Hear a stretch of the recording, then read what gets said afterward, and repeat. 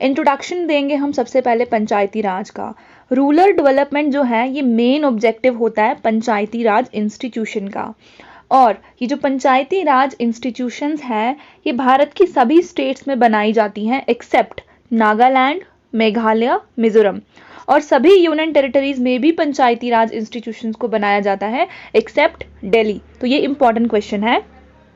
और कुछ other areas में भी इनको नहीं बनाया जाता है, जैसे कि schedule areas and tribal areas in the states. कौन कौन सी स्टेट? जो हिल एरियाज है मणिपुर की, for which a district council exist, जहाँ पे पंचायती राज की जगह डिस्ट्रिक्ट काउंसिल्स बनाई जाती हैं। और वेस्ट बंगाल का जो दार्जिलिंग डिस्ट्रिक्ट है, आप मुझे बताओ दार्जिलिंग किस चीज के लिए फेमस है? For which Darjeeling Gorkha hill council exist. तो वहां पर क्या है? दार्जिलिंग गोरखा हिल काउंसिल है, इस वजह से वहां पर भी पंचायती राज को इस्टेब्लिश नहीं किया है। ठीक है, अब देखो the term Panchayati Raj in India signifies, क्या सिग्निफाई करता है? Rural local self government. तो हम इसको ऐसे भी बोलते हैं लोकल सेल्फ गवर्नमेंट। तो लोकल सेल्फ गवर्नमेंट में क्या क्या आ जाता है? एक तो पंचायती राज इंस्टीट्यूशन आते हैं और दूसरा म्यूनिसिपैलिटी आता है, right. It has been established in all the states of India by the acts of state legislatures to build democracy at the grassroots level।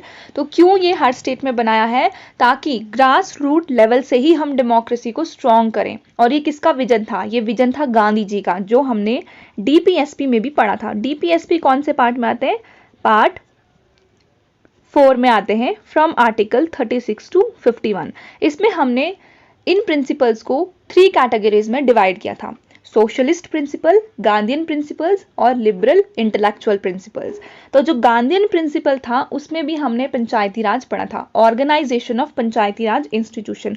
और वो कौन से आर्टिकल में आता था? Article 40, right. तो आपको ये याद रखना है। तो ये विजन था गांधी जी का।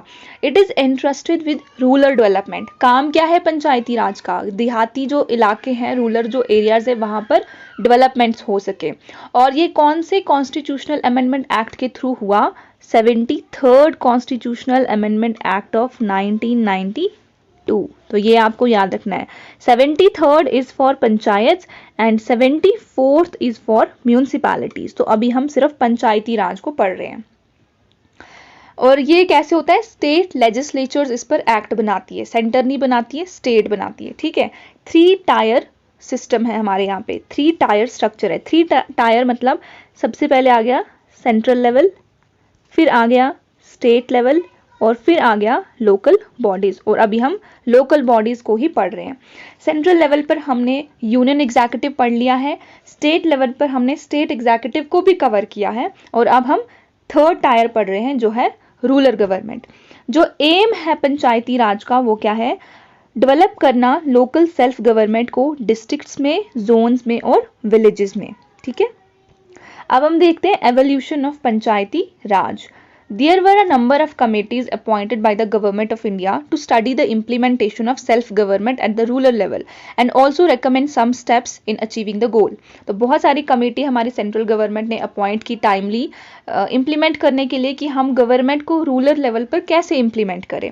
ठीक है, तो सबसे पहले जो थी ये थी बलवंत राय मेहता कमेटी। ठीक है, बलवंत राय मेहता कमेटी। जनवरी 1957 में गवर्नमेंट ऑफ इंडिया ने अपॉइंट की एक कमेटी जो थी Balwant Rai Mehta committee, to examine the working of the community development programme and national extension service. तो ये जो प्रोग्राम्स ये ऑलरेडी थे, इनकी वर्किंग को एग्जामाइन करने के लिए गवर्नमेंट ने 1957 में क्या कमेटी बनाई? Balwant Rai Mehta committee. And to suggest measures for their better working. Chairman कौन थे इस कमेटी के? ऑब्वियस सी बात है, बलवंत राय मेहता जी थे।